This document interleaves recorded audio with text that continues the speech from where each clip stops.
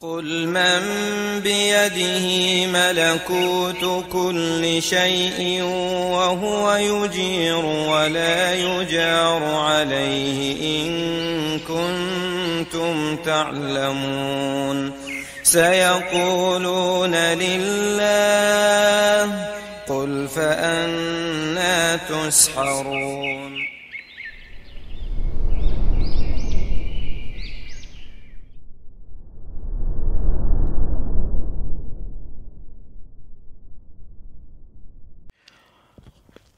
Kita insyaallah lanjutkan kajian kitab Zad al-Mustaqni' masih di kitab At-Taharah dan di bab tentang nawaqid al-wudu, pembatal-pembatal wudu dalam mazhab Hanbali. Disebutkan oleh Al-Hajjawi rahimahullah dalam kitabnya Zad al-Mustaqni' pembatal wudu, di antaranya pembatal wudu yang ketujuh dalam kitab ini wa aklul lahmi khassatan minal jazur, yaitu memakan daging khususnya daging unta. Ini dianggap sebagai pembatal wudu dengan pembahasan aklul lahm, yaitu memakan daging. Ya, ini ada sedikit gharib, ya, memakan daging, baik daging yang dimasak, dibakar dan semisalnya. Memakan daging khususnya daging al-jazur, yaitu onta. Dan ini termasuk di antara mufradat mazhab Imam Ahmad, yaitu hal yang menyendiri yang hanya ada pada mazhab Al-Hanabilah Imam Ahmad. Kalau misalnya lahm, yaitu daging di luar daging unta, yang sahih tidak membatalkan wudu, baik itu yang di sate, dipanggang atau di rebus dan semisalnya. Dan kita fokusnya di sini insyaallah daging yang dikhususkan di sini yaitu daging unta. Daging unta. Kalau kita ngelihat ke lahm, tapi di sini lahm min al-jazur dipahami yang lebih sahih adalah daging unta, yaitu khususnya dagingnya. Nah, di sini kalau dipahami, pemahaman yang lebih sahih adalah bukan semua daging, bukan. Semua daging umumnya tidak membatalkan wudu, tapi aklul lahmi khassatan minal jazur, yaitu aklul lahmi minal jazur, yaitu memakan daging unta, khususnya dagingnya. Karena maksud dari muallif, maksud dari penulis di sini adalah pembedaan antara daging dengan selain daging. Unta memiliki daging dan juga anggota tubuh lainnya. Lemak itu bukan daging. Paru mungkin bukan daging. Usus dan semisalnya bukan daging. Jadi yang diinginkan oleh penulis di sini adalah yang membatalkan wudu makan dagingnya unta. Adapun zahirnya selain daging dari tubuh unta, maka tidak membatalkan wudu. Selain daging dari tubuh unta, itu tidak membatalkan wudu ketika memakannya, setelah memakannya. Maka selain dari daging seperti ati, ya, jantungnya, kemudian parunya, kemudian ususnya, lemaknya, dan seterusnya, maka sebagian ulama memang mengatakan hal-hal ini tidak masuk ke nama daging. Ya, buktinya secara urf, kalau antum bilang beli daging ayam dong, kemudian dikasih jantung, dikasih usus, antum pasti nolak. Mana minta daging bukan usus. Maka dianggap beda. Ya, dianggap beda. Ini merupakan zahirnya perbedaan antara daging dengan selainnya. Dan dengan berdasarkan itu pula sebagian ulama Hanbali mereka menentukan batal wudu kalau makan daging unta. Tapi kalau misalnya bukan daging yang dimakan, tidak batal wudunya itu. Ya. Namun sebagian lainnya tidak setuju. Kata mereka, tidak ada perbedaan antara tubuhnya unta ini diisinya mau daging kek, mau paru kek, mau limpa kek, mau apa dan seterusnya. Bahwasanya laham daging secara bahasa syariat itu mencakup seluruh dari bagian tubuh unta. Dalilnya apa? Kita lihat petunjuknya dari firman Allah di surat Al-Maidah ayat 3. Hurrimat alaikumul maitatu waddamu walahmul khinzir. Diharamkan atas kalian bangke. Diharamkan atas kalian adam, yaitu darah. Diharamkan atas kalian lahmul khinzir, yaitu daging babi. Nah, sebutan diharamkan atas kalian daging babi itu kan mencakup kulit babi, mencakup mungkin jantungnya, lemaknya itu, walaupun secara bahasa uruf kita itu bukan daging, tapi secara bahasa syariat itu masuk ke dalam kategori daging, lahm. Nah, dalam memahami nas dan dalil, maka makna hakikat syar'iyah itu lebih didahulukan dibandingkan hakikat urfiyah. Jadi ada istilah di usul fiqih namanya hakikat syar'iyah atau sebenarnya hakikat lughawiyah, hakikat bahasa, kemudian hakikat urfiyah, hakikat tradisi lokal, kearifan lokal, dan hakikat syar'iyah, makna secara syar'i. Makna secara bahasa daging itu apa? Ketahuan, kita tahu. Makna secara tradisi, kearifan lokal, kita tahu daging itu beda dengan usus dan lemak dan semisalnya. Namun dalam hakikat syariat dipahami bahwasanya jika disebut itu daging, maka masuk ke dalamnya hal-hal yang ada dalam tubuh hewan. Ya. Wallahu alam, di sini sebagian ulama mengatakan lemaknya babi haram enggak? Haram. Padahal di ayat ini hurrimat alaikumul maitatu waddamu walahmul khinzir. Diharamkan lahmul khinzir, daging babi. Nah, apakah cuma dagingnya doang secara khusus yang diharamkan, terus antum kemudian pakai kulitnya, lemaknya antum makan? Apakah gitu? Kan enggak, semuanya diharamkan bagian tubuh babi itu, semuanya. Syamil li jamil ajza gitu, semua bagian babi itu haram. Tapi dalam syariat ditakbirkan lahmul khinzir, daging babi.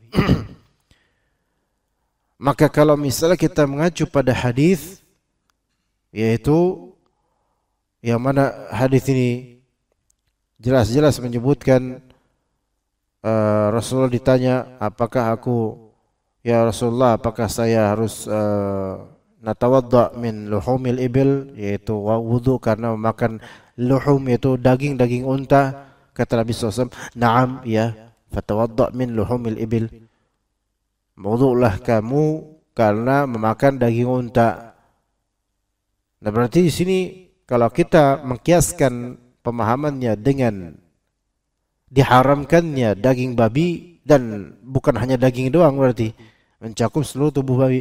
Begitu juga dengan unta, membatalkan wudu memakan dagingnya dan apa yang ada pada tubuhnya unta. Ini kata sebagian ulama.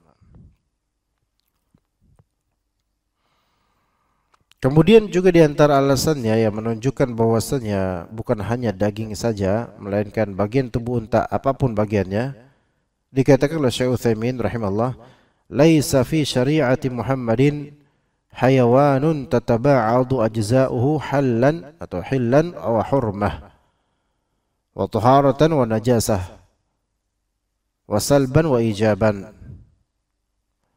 Tidak ada dalam syariat Nabi Muhammad SAW hewan yang tataba'at ajza'uhu hillan wa hurmah, yaitu bagian-bagian tubuhnya halal sebagian, haram sebagian. Itu enggak ada. Coba antum pikirin aja, ada enggak binatang yang sebagiannya halal, sebagiannya haram? Enggak ada. Sapi seluruh bagian tubuhnya halal selama disembelih dengan syar'i dan tidak bangkai, halal. Enggak ada tuh kepalanya haram, ini halal, enggak ada. Dan yang haram pun ya semuanya haram. Coba pikirin, ada enggak binatang yang haram tapi ada bagian tubuhnya yang halal? Enggak ada. Imma dia memang haram semuanya, imma dia halal semuanya. Dah gitu. Juga tidak ada dalam syariat Nabi Muhammad SAW hewan bagian tubuhnya itu sebagiannya suci, sebagian najis. Bagian tubuh yang zahir ya, sebagian suci, sebagian najis. Kecuali memang masalah darah.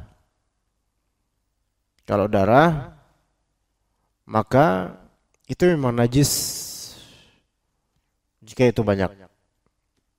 Najis yang tidak dimaafkan. Nah itu, kalau itu jelas itu. Darah tok ya. Tapi darah kan memang tidak diminum, tidak dimakan. Sekarang bagian tubuh mana yang halal dimakan tapi ada juga haram dimakan di tubuh kambing? Enggak ada. Bahkan bagian testisnya untuk kambing itu jadi rebutan. Kalau itu bagian yang mungkin itu. Bagian berutu ayam, sebagian suka. Boleh, halal.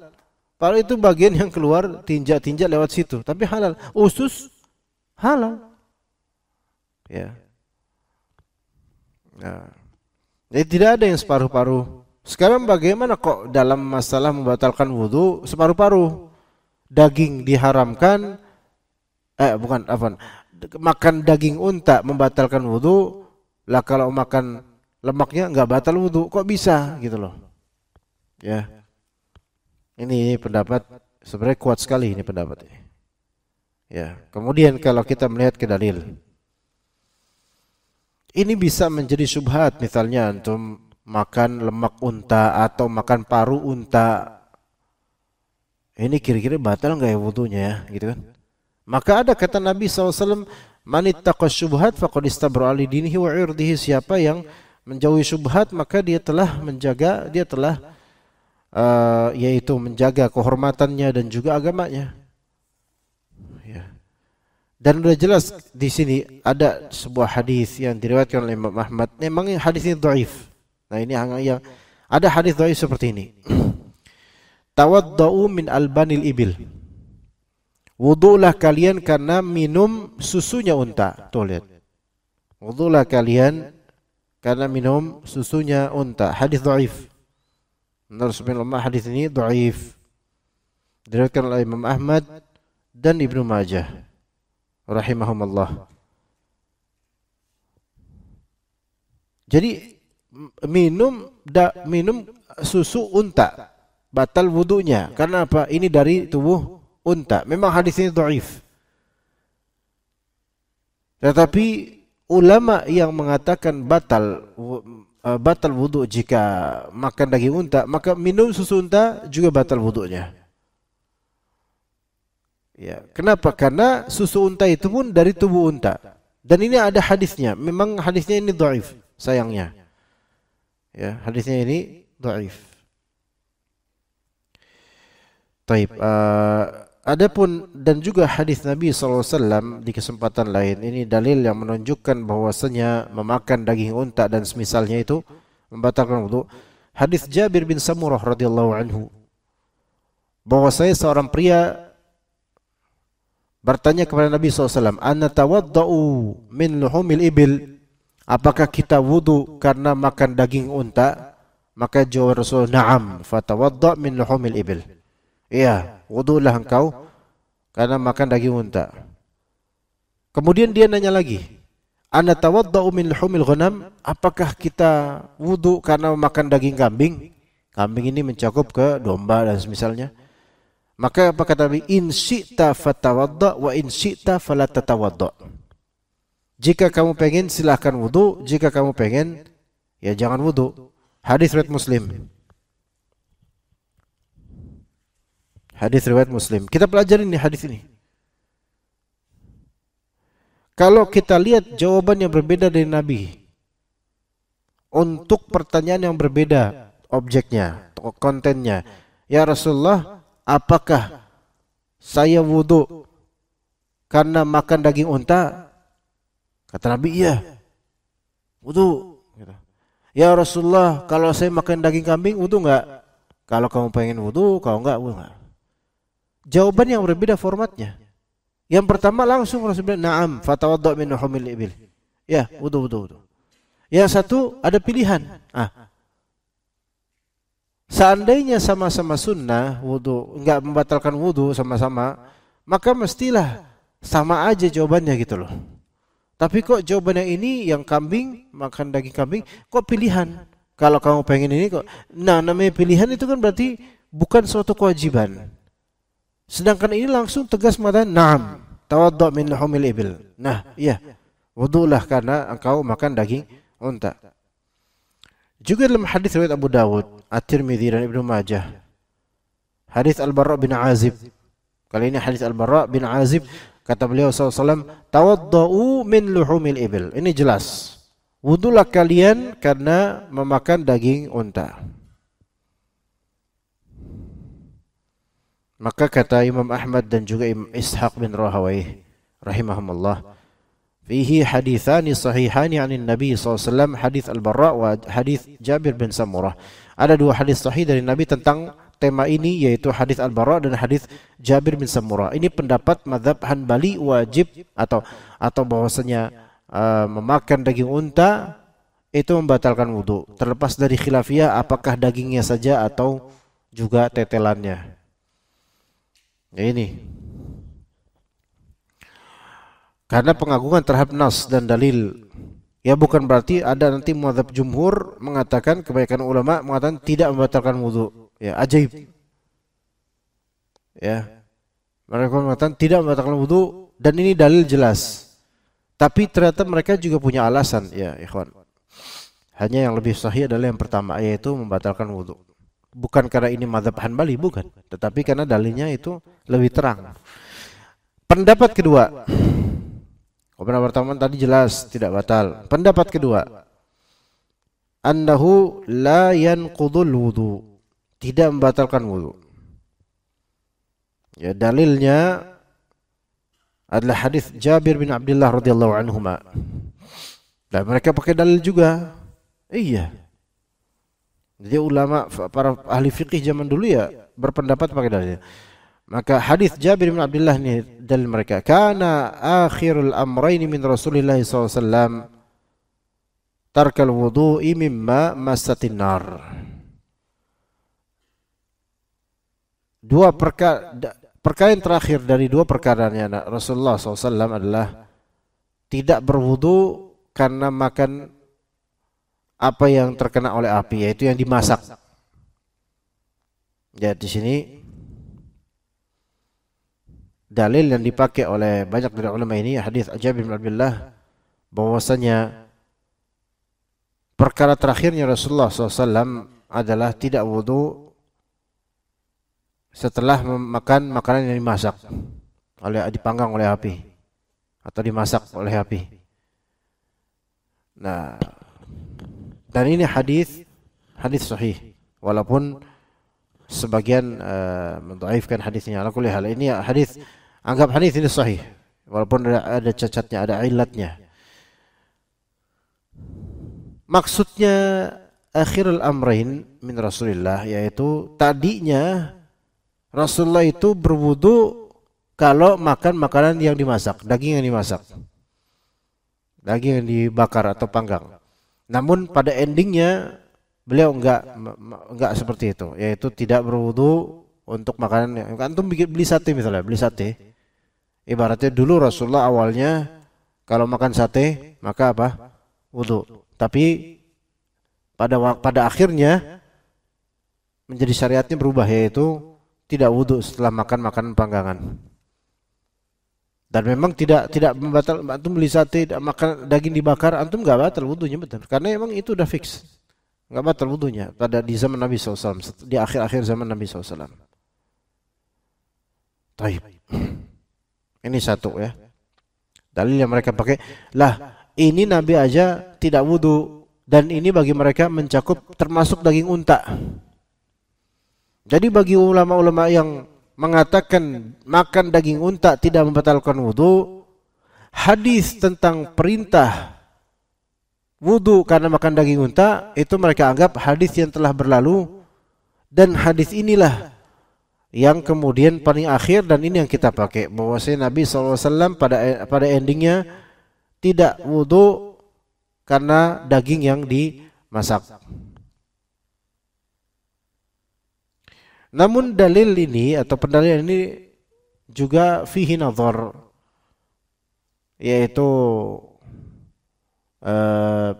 perlu ditinjau kembali kesimpulannya, bahwa sepertinya ada sedikit ketidaknyambungan antara hadis Jabir bin Abdullah dengan hadis tentang unta ini.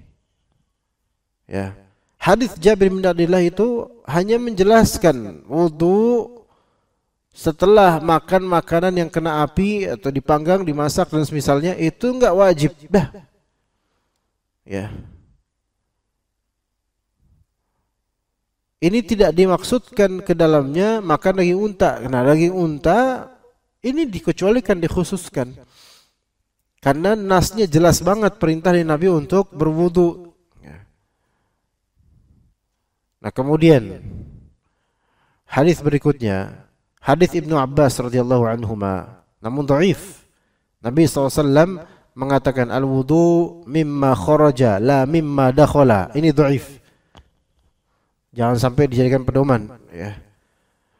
Kata Nabi SAW dalam hadis dhaif riwayat Ad-Darqutni dan Al-Baihaqi, dan didhaifkan oleh Baihaqi itu sendiri. Wudu adalah dengan sebab apa yang keluar, bukan dengan sebab apa yang masuk. Ya, wudu mimma kharaja la mimma dakhala. Antum wudu itu kan karena ada yang keluar, bukan karena ada yang masuk, gitu.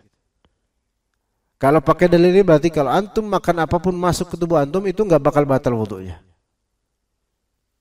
Adapun wudu pada umumnya memang tentang apa yang keluar, dan itu memang sahih, tetapi hadis ini dhaif dan cukup bertentangan dengan hadis perintah wudu karena makan daging unta.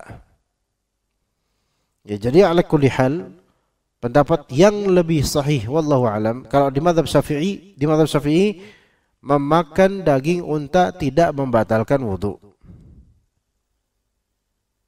Ya, gitu ya, dalam mazhab Syafi'i Indonesia. Tapi dalam mazhab Hanbali batal wudunya. Alhamdulillah di Indonesia enggak ada unta dimakan. Jadi ya mau mazhab Syafi'i mau mazhab Hanbali, kapan kita makan gitu. Antum cari masakan Padang. Bang, udah daging unta dong. Ngejek ya gitu. Ya. Tapi itu suatu materi karena ada hadisnya. Kita berta'abbud dan beribadah kepada Allah dengan membahas hukum dan hadis. Jadi tetap berpahala insyaallah buat kita. Lah gimana kalau misalnya meminum susu unta? Minum susu unta. Ya. Kalau tadi kebanyakan ulama bilang makan daging unta enggak batal wudu. Oke, itu udah jelas itu. Dagingnya aja enggak batalkan apalagi susunya, udah gitu kan. Sekarang ulama-ulama yang mengatakan makan daging unta membatalkan wudu. Lah kita tanya, Ustadz gimana kalau misalnya yang diminum bukan makan daging unta, diminum apa? Susu unta. Ah ini lebih possible lagi tuh kalau kita susu unta ori ya, lebih possible lagi. Lebih mungkin lah gitu daripada daging unta. Ya mungkin ada dijual di sini. Pernah tahu nggak Pak ada yang jual itu susu unta ya? Nggak tahu ya Pak Fajar? Nggak tahu. Oh, ya udah. Anda juga nggak tahu deh.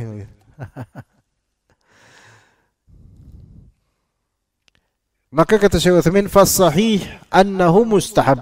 walaysa biwajib. Ini beda kalau susu unta. Yang sahih adalah tidak wajib, melainkan dianjurkan untuk wudu.